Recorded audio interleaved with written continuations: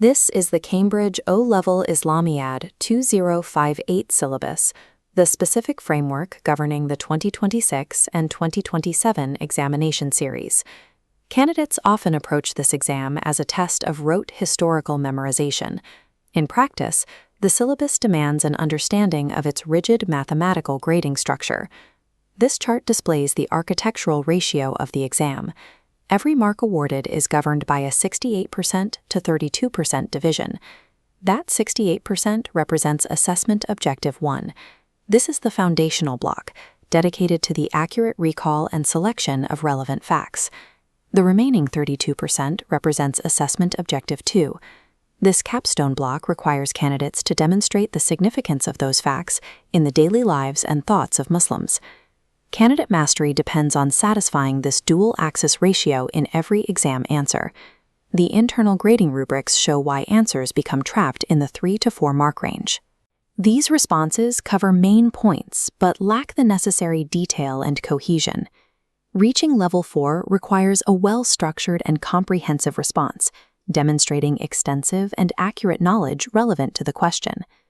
The level 4 rubric mandates the deployment of specific evidence, requiring candidates to quote Quran verses and hadiths to support their arguments. To test this depth of knowledge, the curriculum divides the history and biology of Islam into 2 separate 90-minute examination papers.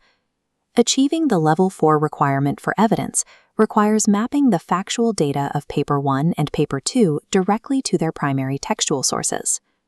Paper 1 serves as the revelatory pillar, focusing on the initial transmission and establishment of the faith.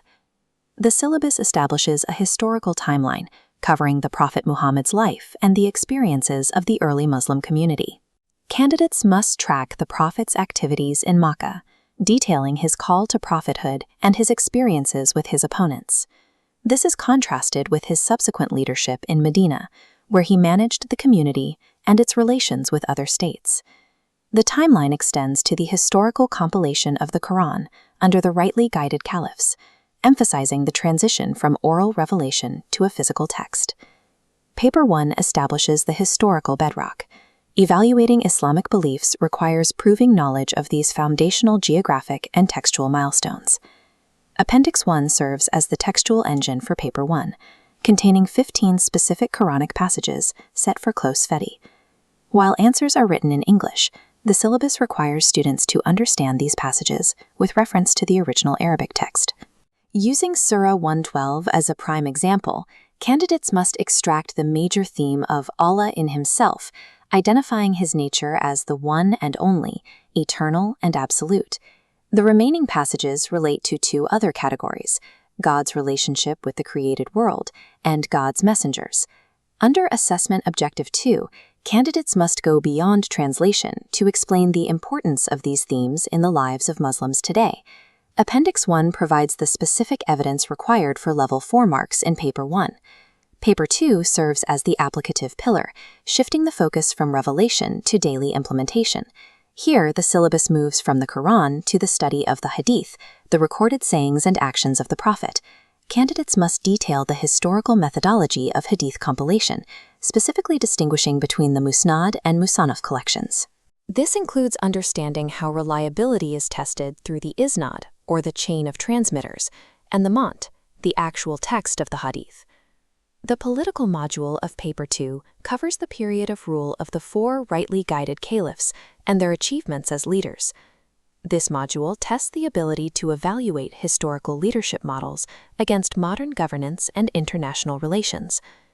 The final practical module examines the 6 articles of faith and the 5 pillars of Islam. For the pillar of Salat, or prayer, the syllabus requires knowledge of exact preparations, timings, and congregational rules.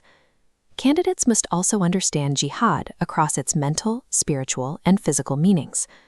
Study of the Hajj pilgrimage focuses on the logistical and spiritual requirements of the main observances. Assessment Objective 2 requires candidates to explain the sociological significance of these practices, such as zakat alms and psalm fasting, within the community. Paper 2 assesses how 7th century theological concepts are engineered into daily global practices. Viewing the entire syllabus architecture reveals a completed blueprint, A clear narrative flow connects the two papers. The revelation detailed in Paper 1 feeds directly into the application tested in Paper 2. The 68% factual foundation and the 32% analytical peak act as the filters for this entire structure. Relying solely on one pillar or one layer mathematically prevents a student from reaching the top grading bands. Paper 1 establishes the source code of the faith, while Paper 2 tests the execution of that code in the real world. For curriculum planners, the primary directive is to avoid teaching historical facts in isolation from their modern significance. The Arabic texts in Appendices 1 and 2 are the primary requirements for achieving Level 4 rubric scores. The ideal candidate must enter the examination room prepared as an analytical evaluator of a living, breathing faith system. Conquering the Cambridge 2058 syllabus requires internalizing this structural blueprint, transforming rote memory into evidence-based understanding.